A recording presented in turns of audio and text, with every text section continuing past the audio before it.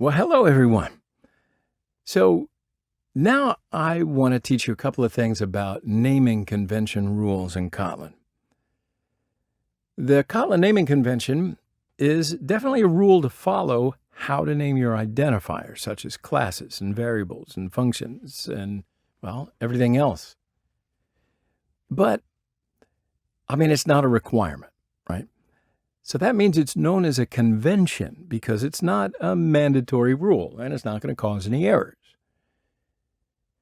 Now have a look at the table here. Class name should start with uppercase letters and be a noun.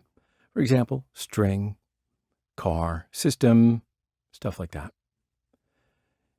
Function name should start with lowercase letters and be a verb, okay?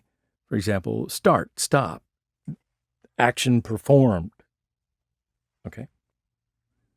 A variable name should start with lowercase letters. For example, first name, year, color, etc. So by using standard Kotlin naming conventions, you'll make your code easier to read, not only for yourself, but when you share it with other programmers. The readability of the Kotlin programming is very important because it indicates not only that you know what you're doing, but you also understand what the code is for, what it does, and what its purpose is.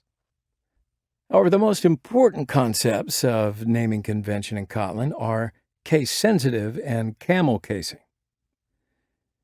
So Kotlin is a case-sensitive language. For example, hello with the first letter uppercase and hello with the first letter lowercase are completely different in meaning, right?